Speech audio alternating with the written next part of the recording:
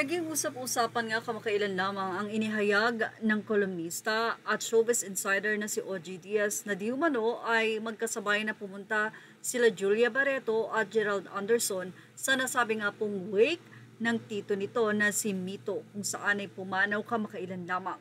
Ayon din kay OG Diaz, sabay na dumating ang dalawa pero sabay ding umalis ito.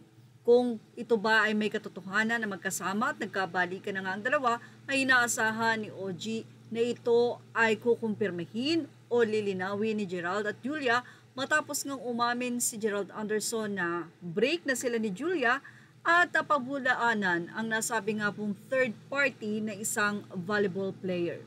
Pero mukhang hindi papayag si Gerald Anderson na hindi sila maging okay ni Julia Barreto dahil mukhang nanliligaw muli ito sa aktres. Spotted kasi ang nasabi nga pong aktor na may daladalang pagkain or snacks na dumalaw sa nasabi nga pong wake ng tito ni Julia Barreto.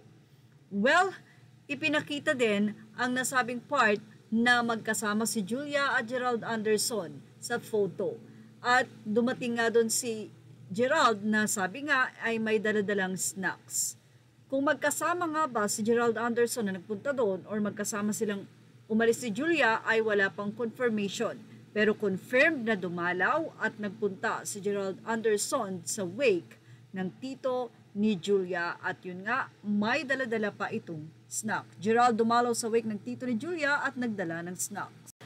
Sa nasabi namang photo na ito ni Gerald Anderson at Julia Barreto ay makikita na tila medyo malamig na nga ang dalawa dahil hindi na ganun ka-sweet.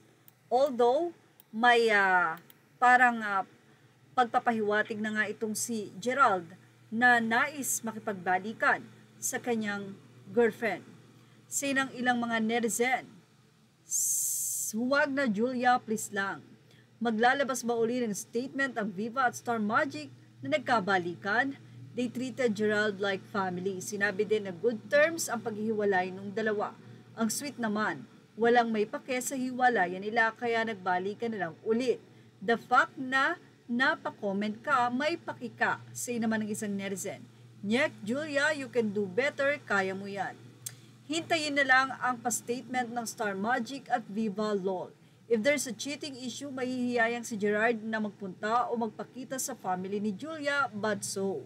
Close sila ng bunso.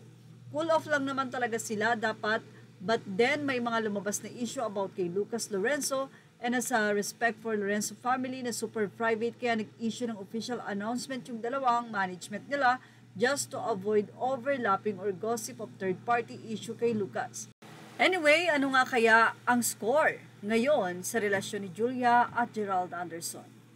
Well, yan ang ating showbiz top update. Thank you for watching. Images are all credit to the rightful owners. Please like, share, and subscribe.